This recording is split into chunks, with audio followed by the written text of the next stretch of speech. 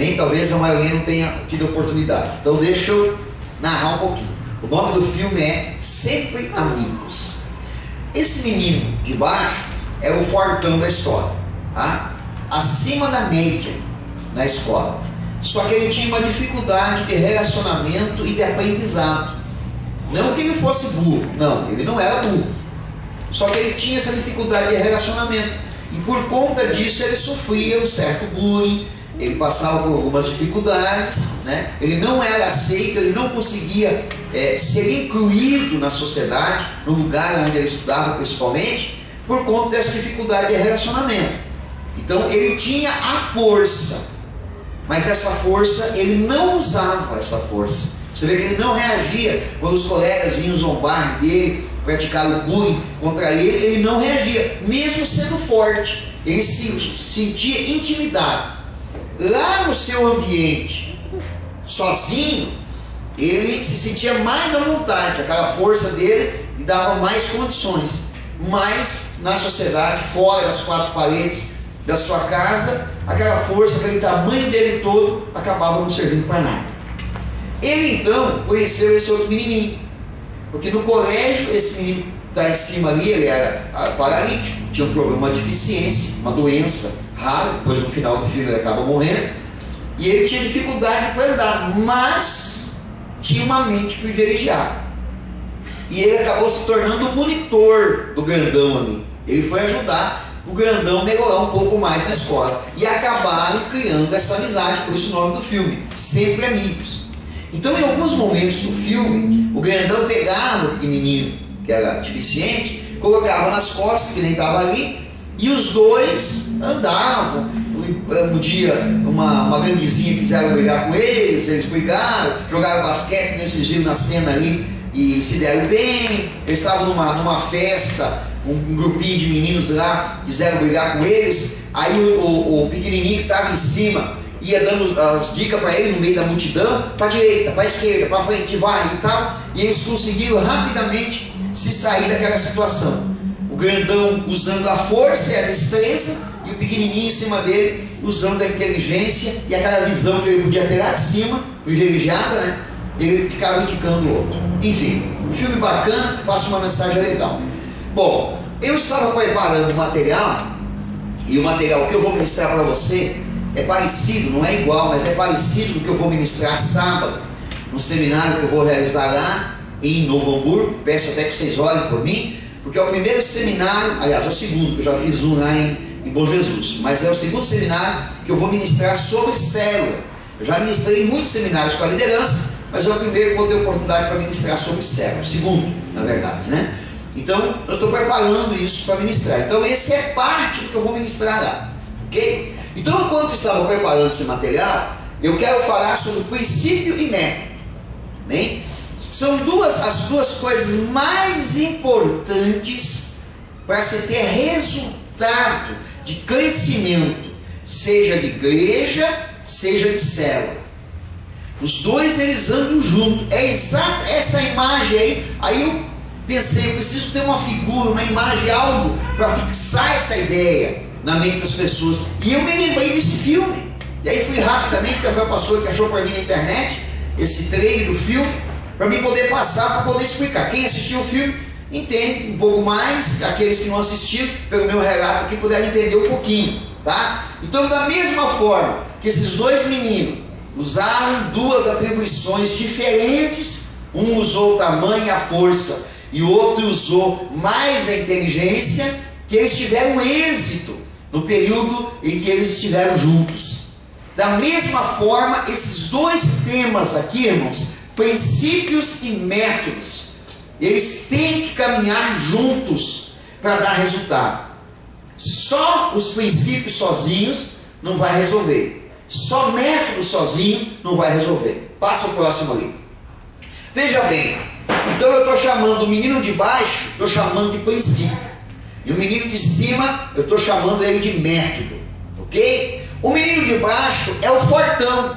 Os princípios, irmãos, que nós vamos passar, que vocês já conhecem, que são as 5 colunas de sucesso de um cristão: oração, jejum, leitura da Bíblia, assiduidade na igreja e ganhar alma para Jesus. As 5 colunas de sucesso do cristão. Elas são o princípio básico de um cristianismo. É isso que nos dá poder.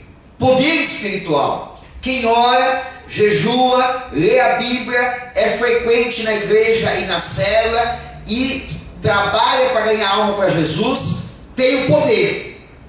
Essa pessoa tem o poder. Ok? Então esses são os princípios. O princípio nos dá poder. Mas sem o método, é o que nós fizemos por muitos anos na igreja convencional. Nós já tínhamos esses princípios. Nós orávamos, nós jejuávamos, líamos a Bíblia, nos saímos dentro da igreja e tínhamos um amor imenso em ganhar alma para Jesus, mas de fato nós não ganhávamos. Por quê? Porque faltava um método. Os princípios nos dão força, nos dão poder, mas os métodos, eles nos levam, é como essa imagem aí, ó, fica do alto. O método, ele acaba descobrindo a estratégia para trazer essas pessoas para Jesus. O método sai para fora das 4 paredes. Como também o método sem o princípio, irmão, não vai fazer nada. Você vê que o menino era inteligente, mas estava levando uma sova na escola. Por quê? Ele era inteligente, mas ele não tinha força. Ele não tinha como reagir. Ele não tinha como se defender. Então o método sem princípio, irmão, não vai resolver. Se nós acharmos que agora nós descobrimos o método certo para ganhar algo para Jesus, que é a nossa célula, e agora nós pegarmos e esquecemos dos princípios, irmãos, não vai acontecer nada. Nós nunca vamos conseguir jogar a bola e encaixar ela na cesta. Nós nunca vamos vencer as batalhas, nós não vamos ter êxito. Então o princípio e os métodos têm que andar junto. É um casamento para sempre. Nós temos que guardar os princípios e nós temos que aplicar o método. Qual que é o nosso método? Trabalho de célula. Este é o nosso método. O método, irmãos, poderia ser que exista, até pode ser que existam outros que são eficazes. Em momento nenhum nós estamos dizendo que a célula é o único método de ganhar alma a Jesus.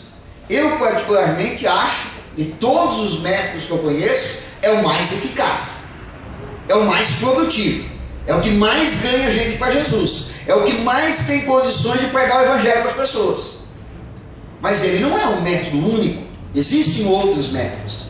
Outra coisa, o nosso método, ele não é um método bitolado, engessado. Ele pode ser ajustado. Vou dar um exemplo para vocês. Para nós aqui, nós adotamos o sistema de que o lanche seja feito no final. Que nós aprendemos lá em Belém do Pará, e é assim que nós fazemos. É assim que funciona. Tem algumas igrejas em alguns lugares, até no Brasil mesmo, tem algumas igrejas sérias, que é o contrário. O lanche é ministrado antes das outras atividades. As pessoas vão chegando e já tem lá um lanchezinho, né? As pessoas vão lá, beliscar, tomam um cafezinho, faz o lanchezinho antes das outras atividades. Então isso aí não vai alterar o resultado. Cada lugar é uma cultura. Por exemplo, tem algumas séries que tem alguns dias que, em vez de fazer um lanche, eles fazem uma pipoca com chimarrão, né? Tu já imaginou fazer isso num lugar onde que não tem a cultura de tomar o chimarrão? Não vai funcionar. Você vai levar o chimarrão para fazer, não quer esse negócio. O que é isso? Né? Por exemplo, vai na Bahia. Não vai funcionar. Então, o método, ele é ajustável. A gente ajusta ele. Agora, princípio a gente não ajusta. Princípio a gente fortalece. Nós temos o princípio da oração. Vamos orar mais? Vamos. Estamos orando na igreja das 6 às 7 da manhã. Vamos orar das 10 às 11 da noite? Vamos. O que é isso? Fortalecer o princípio. Mas ajustar ele não. Pastor, quem sabe a gente não vai orar. A partir de agora, em vez de orar, nós vamos só conversar entre nós. Não. Princípio não tem ajuste. Princípio não tem como mudar ele. A gente só dá uma ajustada. Método não. Método, se for preciso, a gente substitui, a gente troca. Amém? método a gente ajusta, princípio a gente fortalece. Amém? Ok, então vamos lá, passa o próximo. Você já conhece isso aí, porque a gente já trabalhou sobre esse assunto, mas vamos ler novamente. Juízes, capítulo 16, versículo 23. Juízes 16, 23. Glória a Deus. Aleluia. Primeiramente, então, nós vamos falar dos princípios, né? E aí depois a gente vai reforçar um pouco mais a respeito dos nossos métodos. Método de trabalhar com o cérebro, né? Mas vamos falar um pouquinho mais sobre os nossos princípios. Juízes 16, 23. Amém? Todo mundo achou? Então os príncipes dos filisteus se ajuntaram para oferecer grande sacrifício a seu Deus Dagon, e para se alegrarem, e diziam: nosso Deus nos entregou nas mãos a Sansão, nosso inimigo. Vendo o povo, louvavam ao seu Deus, porque diziam: nosso Deus nos entregou nas mãos o nosso inimigo, e o que destruía a nossa terra, e o que multiplicava os nossos mortos. Alegrando-se-lhes o coração, disseram: mandai vir Sansão, para que nos divirta. Trouxeram Sansão do cárcere, o qual nos divertia. Quando o fizeram entrar, está em pé entre as colunas. Disse Sansão ao moço que o tinha pela mão: deixa-me, para que eu apalpe as colunas em que se sustém a casa, para que me encoste a elas. Ora, a casa estava cheia de homens e mulheres, e também ali estavam todos os príncipes dos filisteus, e sobre o teto havia uns 3.000 homens e mulheres, que olhavam enquanto Sansão os divertia. Sansão clamou ao Senhor e disse: Senhor Deus, peço-te que te lembres de mim, e dá-me força só esta vez, ó Deus, para que me vingue dos filisteus, ao menos por um dos meus olhos. Abraçou-se, pois, Sansão com as duas colunas do meio, em que se sustinha a casa, e fez força sobre elas, com a mão direita em uma e com a esquerda na outra. E disse: morra eu com os filisteus. E inclinou-se com força, e a casa caiu sobre os príncipes e sobre todo o povo que nela estava. E foram mais os que matou na sua morte dos que o que matara na sua vida. Amém? Como é que Sansão ele teve êxito de matar milhares de pessoas que estavam dentro de um teatro? Fazendo o quê? Se divertindo com a sua desgraça. Como é que ele teve êxito nisso? Ele derrubou, ele pediu que Deus desse novamente, mais uma vez só, a força para ele, que era a força sobrenatural que Sansão tinha, e ele derrubou as duas colunas principais do teatro. Quando ele derrubou as duas colunas, aquele teatro entrou num efeito dominó, caiu todo, e todos que estavam lá morreram, inclusive Sansão. Então, irmãos, princípio na nossa vida é coluna de sustentação. Se você romper uma coluna de sustentação, uns anos atrás aí caiu um prédio, não me lembro se foi em São Paulo, no Rio de Janeiro, e foram verificar o que tinha acontecido. Eles tinham feito uma reforma no prédio e eles tinham alterado as colunas principais do prédio. Já tinham feito algumas perfurações, algumas coisas assim, né? E daí enfraqueceu as colunas, porque as colunas não aguentaram, se romperam, e qual foi o resultado? Caiu tudo, desabou tudo. Então, irmãos, o princípio da nossa vida é coluna de sustentação. Se nós não tivermos princípios, e se nós não mantermos os princípios da nossa vida, a nossa vida espiritual ela não vai permanecer. O trabalho de célula também. Pegar só o método, que legal, que bacana, célula funciona mesmo. Ela pode funcionar no primeiro momento, daquele. Mas se dentro da célula não existir, principalmente no líder e no núcleo da célula, se não existir os princípios, ela dura um tempo, mas vai chegar uma hora que ela vai começar a ruir. A igreja também, irmãos. A igreja ela precisa manter os princípios. Irmãos, se nós que somos liderança da igreja, nós que somos as colunas principais da igreja, se nós não tivermos as nossas colunas espirituais bem estabelecidas, elas vão começar a ruir. Oração, jejum, leitura da Bíblia, assiduidade nas coisas de Deus, na casa do Senhor e na célula, e ter coração para ganhar alma. Se nós começarmos a deixar essas coisas de lado, chega um momento que não aguenta, começa a ruir. Pode durar um tempo, mas chega uma hora que começa a ruir.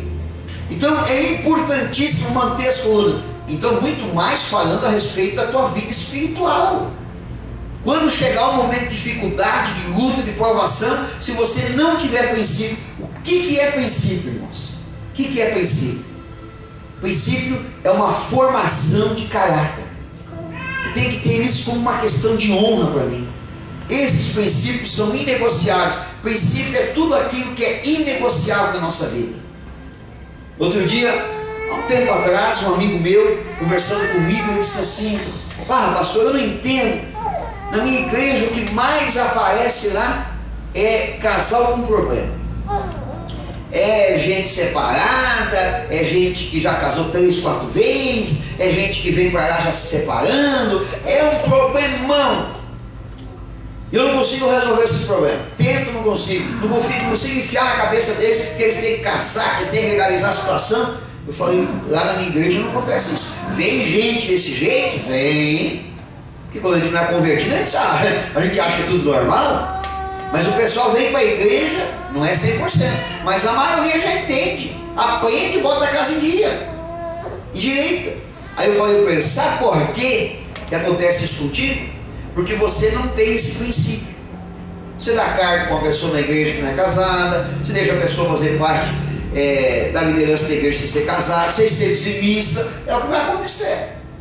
A nossa igreja financeiramente, irmãos, é uma igreja abençoada. Nós temos um povo abençoado financeiramente. Amém? Nós temos um povo abençoado financeiramente. Mas nós temos princípios. Vocês sabem que eu tenho princípios com relação a isso. Para ter uma atividade na igreja, tem que ser casado, tem que ser dizimista, né? Tem que ter compromisso com Deus, tem que ter bom testemunho, tem que ter vida com Deus. Porque senão, irmão, se nós romper os princípios, vai tudo por água abaixo. Vai tudo por água abaixo. Então, colunas da nossa vida, se você permitir que elas sejam derrubadas, a tua vida espiritual também vai ser derrubada. Vai. Bom, dali você já conhece essa imagem. Nós temos lá, vamos começar lá pelo alto. No alto, no topo da nossa casa, no topo ali do nosso prédio, digamos assim, do nosso templo, nós temos o quê?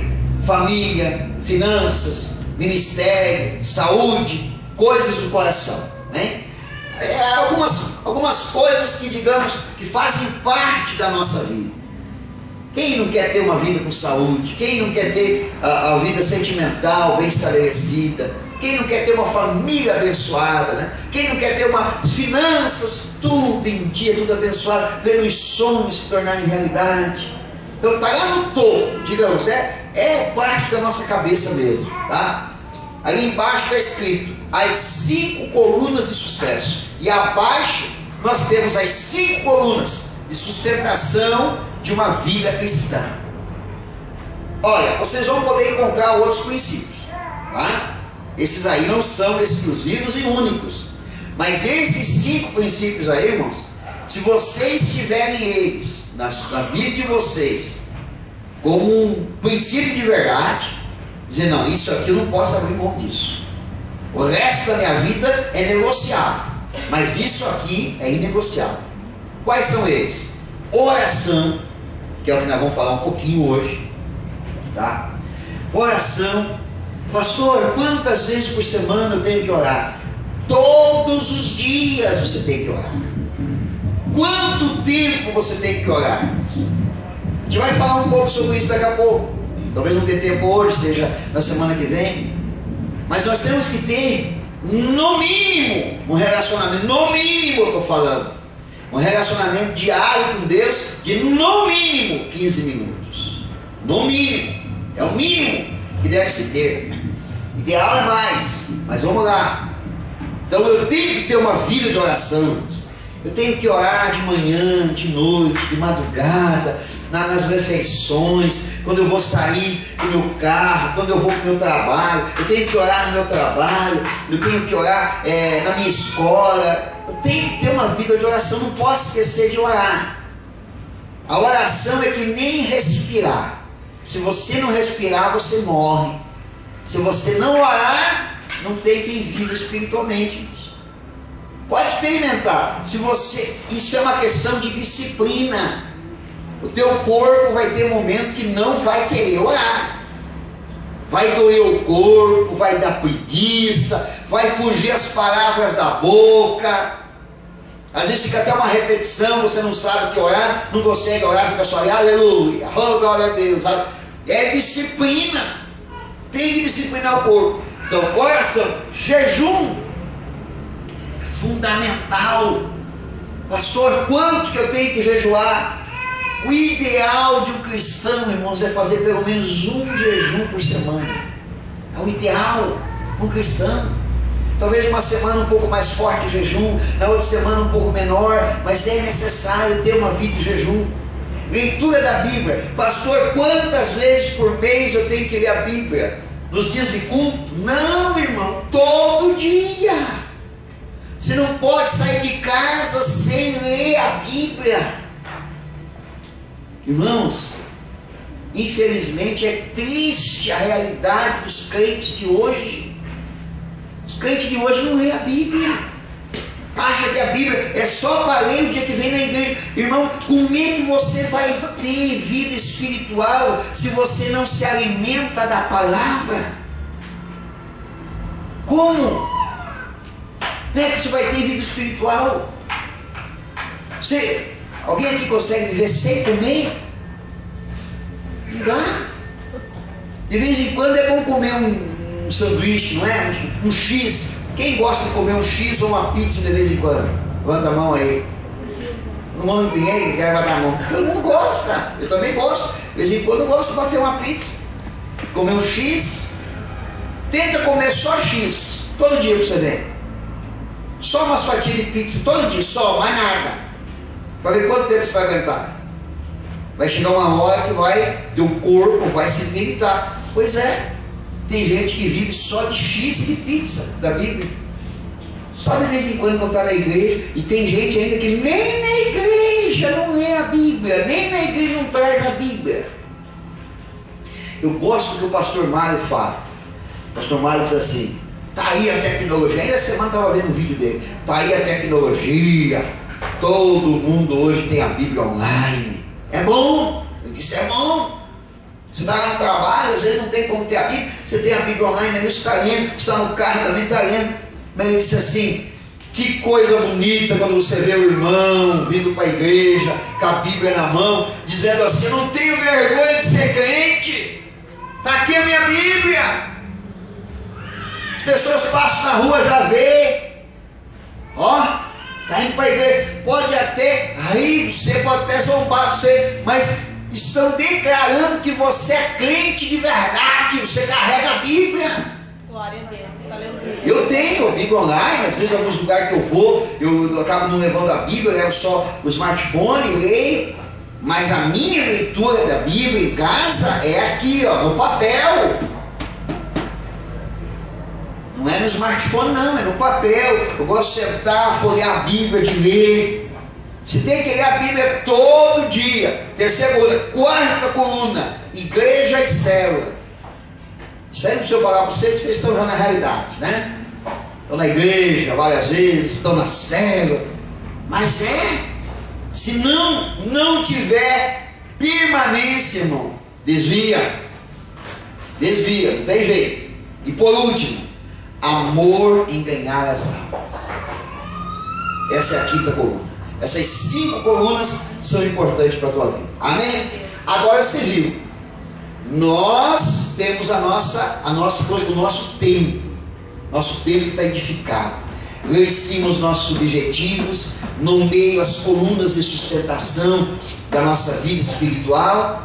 Agora nós temos ali embaixo o nosso fundamento, o alicerce.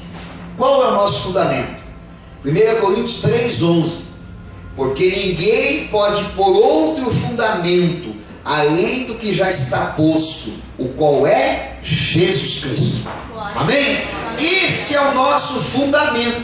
Todas essas edificações, todas essas colunas espirituais, elas estão alicerçadas em Jesus Cristo. Amém? A nossa base não é uma ideologia, não é um pensamento positivo, não é um fluido, nada disso, não é numerologia, não é um objeto, nada disso. A nossa base é Jesus Cristo. Não tem como colocar outro fundamento, irmãos. O resto pode passar.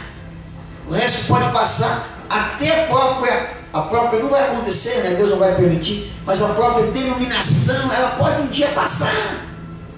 Mas se nós tivermos os nossos princípios alicerçados na base, que é Jesus Cristo, nós não vamos passar junto. Eu já vi gente que abandonou a igreja porque a igreja mudou, ou porque o pastor foi embora. Ah, não, o pastor foi embora. Não, então eu já não quero mais saber, não vou mais na igreja. Ah, porque tinha um irmão que era a minha referência. Irmão, alguém vai morrer um dia. Um dia eu vou morrer, e daí? Se eu morrer, vai ter gente que vai deixar de vir na igreja? Não pode, porque a base é Jesus. Eu estou com Jesus. Vai passar o tempo. Uma vez eu fui fazer seminário numa igreja, cheguei lá e encontrei uma irmãzinha e comecei a conversar com ela. Eu cheguei cedo, o pastor não tinha chegado ainda, mas estava lá a irmãzinha ajeitando, limpando tudo. Aí a gente começou a conversar com ela e ela falou assim: olha, pastor, aqui já aconteceu tanta coisa. Nessa igreja aqui já aconteceu tanta coisa. Já veio pastor, já saiu pastor, já teve pastor que morreu, já teve pastor que adulterou, já teve pastor que foi excluído, teve pastor que fugiu. E aí foi contando um monte de coisa. Foi, a senhora está aqui esse tempo todo. Ela disse: estou, né, pastor? Eu estou aqui por causa de Jesus. Bem simples, né, irmã? Estou aqui por causa de Jesus, né? Então a gente não dá bola para essas coisas. Entra um, sai um, vai. Os irmãos vêm, uns ficam, outros não ficam. Mas eu estou firme por causa de Jesus. Glória a Deus. Aleluia. Se você pegar aquelas 5 colunas aí, irmão, alicerçado em Jesus, pode ficar tranquilo. Pode ficar tranquilo. Pode dar um vendaval que for, você vai permanecer firme e não vai se desviar. Amém? Passa o próximo aí. Primeira coluna de sucesso é a oração. Amém? E nós vamos começar a falar dela terça-feira que vem. Porque hoje nós vamos fazer, sabe o quê? Oração.